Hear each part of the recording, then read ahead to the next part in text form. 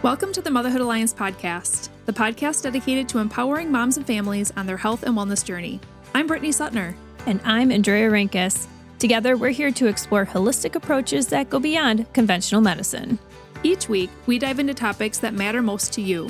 Everything from nutrition and mental health to alternative therapies and natural living. And whether you're a new mom navigating the early stages of parenthood or a seasoned pro looking for new ways to support your family's well-being, you're in the right place. Even better, all of our guests are local small business owners who you can actually talk to and work with.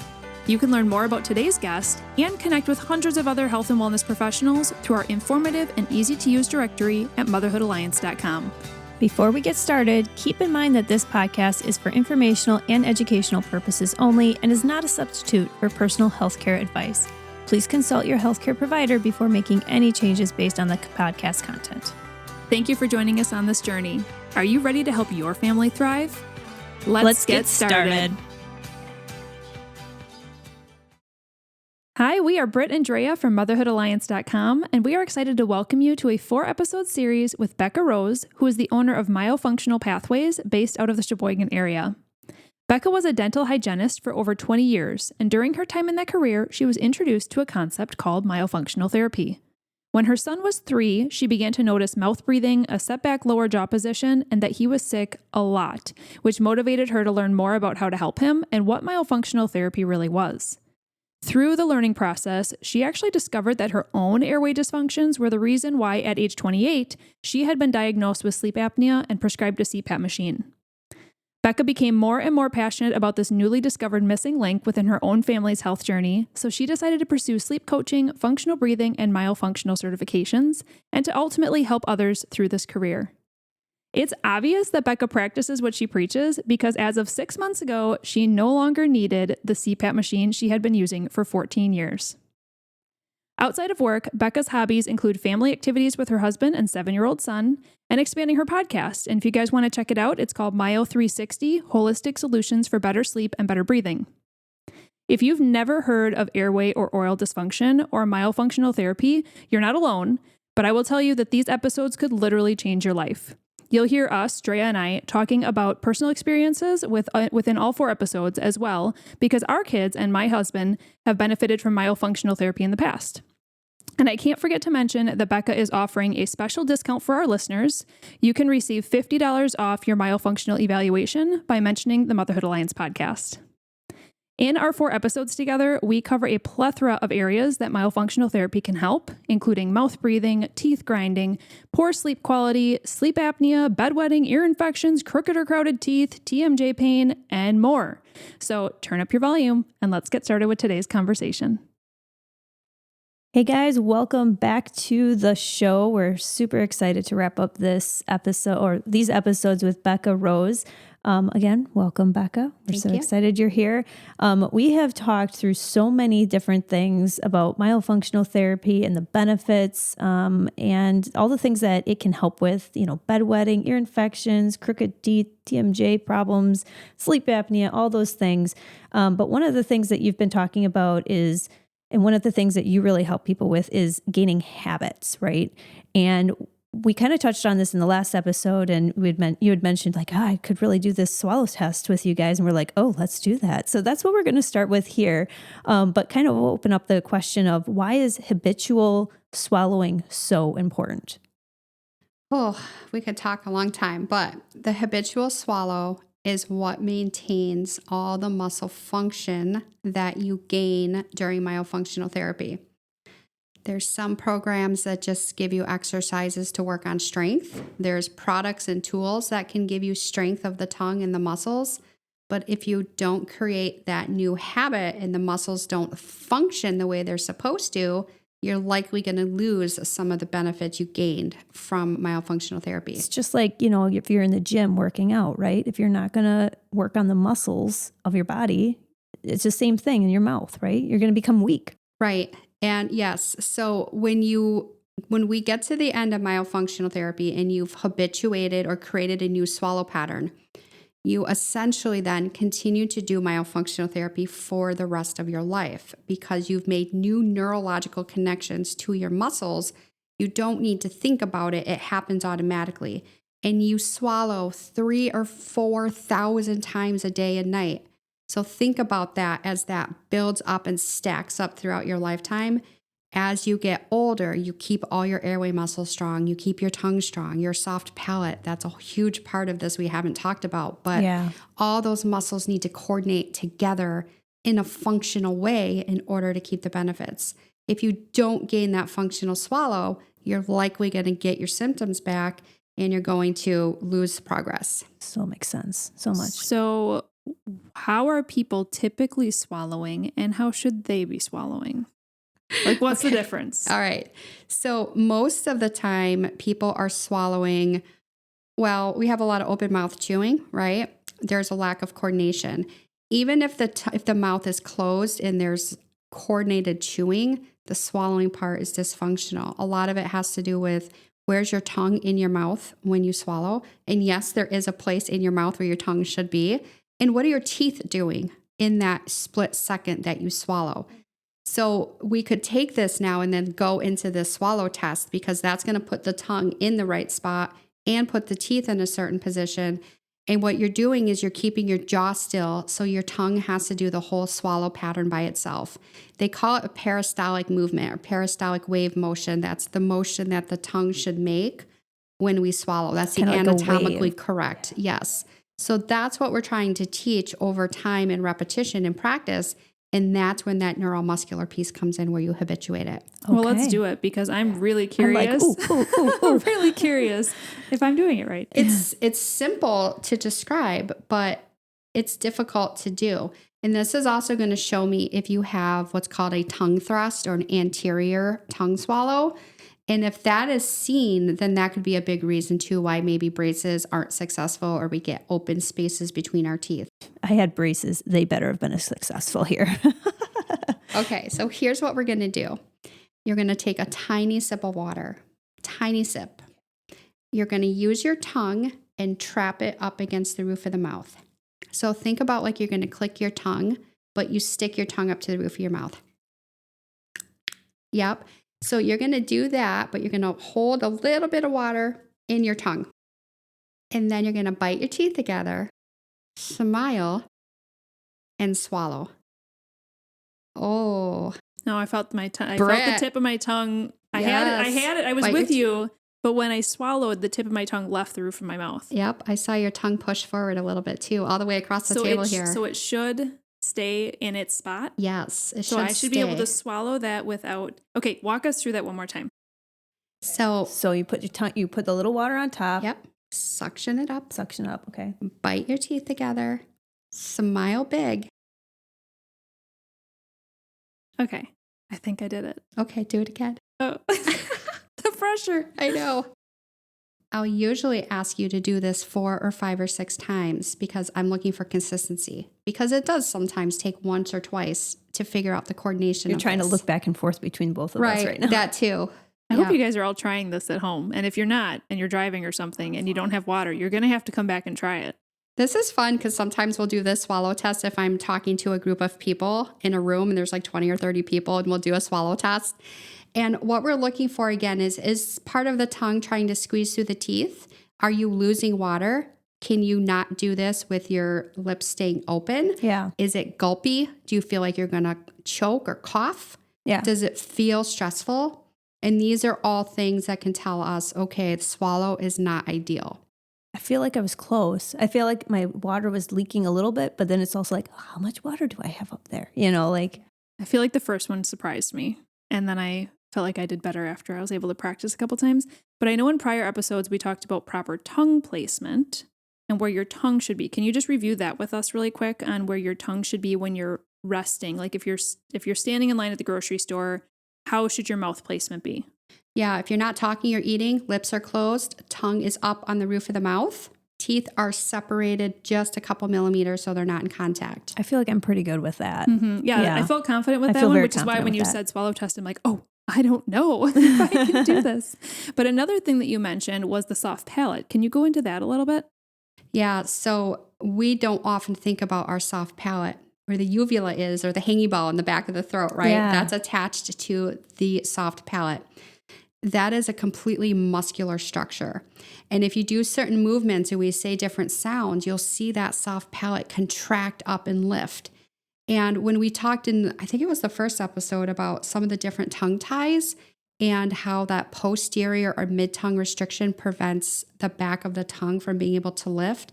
If the back of your tongue and your soft palate can't connect with each other and they can't have a functional swallow pattern together, it's going to be hard to maintain the breathing, the chewing, the swallowing, and the sleeping, the snoring, the sleep apnea. Those structures needed to work together. And when we talked about ear infections and the swallowing with the ear infections as well, those muscles in the palate are not contracting and contacting with the tongue, which is why sometimes that eustachian tube can't drain, especially in kids, because they're not doing a correct swallow. So the swallow is the end goal. That is the end goal. If we can't habituate a swallow, I mean, so far it's never happened, but it could. So we just did this little swallow test, which was fun, with a little tiny bit of water. And like I said, I think the more that you kind of practice it, the more you'll be like, okay, maybe I can do this, or maybe I'm identifying a challenge. But like in everyday life, when we're chewing our food and we're eating a meal, obviously you're going to have more food than just a little droplet of water. How should the tongue be pushing that food into the back of the throat? Then what does the function look like? I can't answer that right now because there's so many steps to get there. It's not just as simple as do this and you'll be good. If it was, there would be no need for this. There would be no need for myofunctional therapy. And to kind of build on that question, some people can't even figure out how to put their tongue on the roof of their mouth. They're like, how do I even do that? It doesn't fit. It doesn't go. How do I even do that? So sometimes we have to do like proprioceptive activities and be in different activities with props and tools to even wake up the nerves enough to be able to get it to do that. So that's a hard question because you have to build up to it. Yeah. Yeah. Sure. No, and that's fine. But all of a sudden I'm like, what about when you have a giant bite of food that you need to swallow? So that actually is helpful. And I really appreciated trying that. That was really fun. But let's just take a 10,000th view of all 4 of our episodes here. We've talked about a lot of common symptoms that adults and kids are experiencing that you never would have thought would relate to your mouth. So I hope that you guys have found this really insightful and you found actually hope here. But let's just talk about what this journey of starting myofunctional therapy looks like for kids and adults and what people could expect if they decided to step out on this journey. First of all, it would start with a free consult with you just to ask questions. Is that right?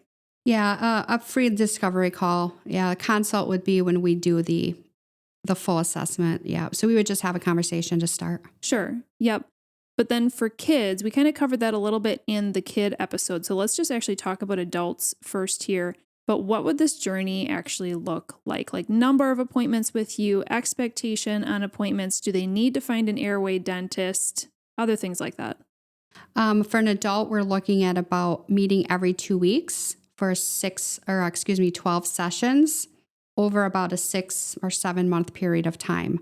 I want to have consistency because that's how you're going to meet your goals. With children, that might be broken up into longer time periods based on where they're at. So that one would be an individual, discussion based on kids. But generally, we're looking at 6 to 7 months, about 12 sessions. If we can't meet certain goals, then we might recommend the airway dentist referral. If you literally can't breathe through your nose, you might need to see an ENT before we can even start. Again, because if you can't breathe through your nose, nothing's going to work. And then if, we decide that you are a candidate for a tongue tie release, that posterior tongue tie release, that's going to then come down to between you and the doctor to make sure you're a good candidate for that. But then we also get you ready for the stretches to do that as well. And then there's aftercare. I keep in touch with you. We meet again in 3 months after you're done to make sure that you've habituated the swallow. End goal, ding, ding. And if you haven't, then we just do some touch up, exercises just to get you back on track. But by then, you're habituated. Most people are doing saliva swallows automatically within 2 or 3 visits. Yeah. So it's very achievable. The real goal here is just make good habits, right? And have good structure and function. Yeah. And I can't believe that something so simple as doing some myofunctional therapy. I mean, it takes work, but yes, but I mean, it's simple in concept. Yeah. It doesn't have any needles involved. Like, I mean, if you have to get a tongue tie released or something, there's going to be some things that you may need on your own personal journey. But when we're talking specifically about myofunctional therapy, it's not very intimidating. It's just more of something that you just need to do for a period of time to have everlasting results and potentially your life changed health-wise. Like, that's incredible. And that's why we want more people to know about it. What are some additional ways that people can support themselves on this journey? You talk about nose breathing. So do you recommend like nasal sprays, or is there anything you can focus on when you are eating to help make sure that you're supporting all the exercises that you have been doing? What would you have to say about additional ways you can support your journey? So nose clearing is huge. Nasal hygiene is something that also does not get a lot of attention. I am not endorsed by any product, but I do like something called Clear. It's XLEAR, so it's the word clear with an X. It's a saline spray with xylitol. And the xylitol is used to help prevent adhesion of bacteria into the mucous membranes of the nose. So it helps to shed off some of the bacteria and particles before it can embed in. It's great. Look into it. Just like they use a xylitol in dentistry for bacterial control in teeth, it really helps with the nasal cavity. Any kind of saline spray, a neti pot, a Neomed bottle, any of those things are good. Is that something you would do daily or like only when you have congestion? It depends. If you're very congested, I would probably recommend like a daily protocol twice a day. And then once you get past the congestion, then maybe it's maintenance a few times a week, but individual. Okay. What about like chewing slower or anything else when it comes to meal times and actually using our mouths for everyday things? Yeah, you always want to take a manageable size bite of food and chew it thoroughly. That's hard for us to do in our busy lives. But that is something we actually work on as we go through the program to integrate some of those habits as well. Keep an eye, though, on if people are chewing with their mouth open a lot, because I know I'm getting off your topic, but we see people chewing with their mouth open, whether you're at a restaurant or it's your kid. Oftentimes these people can't breathe because your body can't breathe and chew and swallow all at the same time. So if you see that person, taking big sloppy bites and they kind of look like a slob, I promise you they are not being rude. They're not being disrespectful. They probably can't breathe. So if they can breathe better through their nose, their chewing and swallowing is going to get better too. I'm trying to think of the people in my life right now. And now you'll see them everywhere. Every time right. you go. It's like when you buy a car, all of a sudden you see that car everywhere, right? Sorry, guys. What about gum? Are you a fan of gum chewing? Is that helpful? Yes and no. Again, there's a place and time. We don't want to overdo it. I'm a big gum chewer myself. You want to keep it moving from side to side. Oh, sure. And same thing with chewing. You want to try to have bilateral chewing, or where you're moving the food side to side, because that's going to create muscle strength equally on both sides and also support the jaw joint on both sides so you don't wear down one side of your mouth. We all tend to chew on one side more dominantly than the other. Yeah. So if you're moving it around, sure, it's fine. Okay. Yeah. Yeah, that's good. Man, we have covered so much in these 4 episodes. Is there anything else that we haven't talked about that you feel like you want people to know about myofunctional therapy? If I keep talking, I won't stop. So. Well, you had mentioned too, like having just a team, right? It's not just myofunctional therapy that's going to fix the problem, right? It's having a team of people. Yeah. And it's never, no matter what your field is, what your modality is, there is no profession that's going to fix or cure everything. So sometimes we might have to work with another provider. Maybe you need a chiropractor, or you do need an ENT or an airway dentist, and we'll have those conversations as they need to happen. But sometimes that's overwhelming to people, and that's not the goal. We just want to give you the education and the knowledge so you can get the best well-rounded healthcare and make informed decisions for your overall success. Yeah, absolutely. Awesome. Well, thank you so much for joining us and sharing your knowledge with us, Becca. We have learned so much, and we're excited to help Northeast Wisconsin learn more about myofunctional therapy and how it can really benefit them. Thank you so much for having me. It was great. This is awesome. Thank you. If you enjoyed this episode, would you consider leaving a rating or review or sharing it directly with a friend who could benefit from the information? We know that you're a busy mom or caregiver. And our goal is to make your life easier by bringing tips and tricks directly from experts into your earbuds. By sharing this episode with someone you love, you can play a critical role in helping to make their life easier as well. We appreciate your time and thank you for being a part of the Motherhood Alliance family.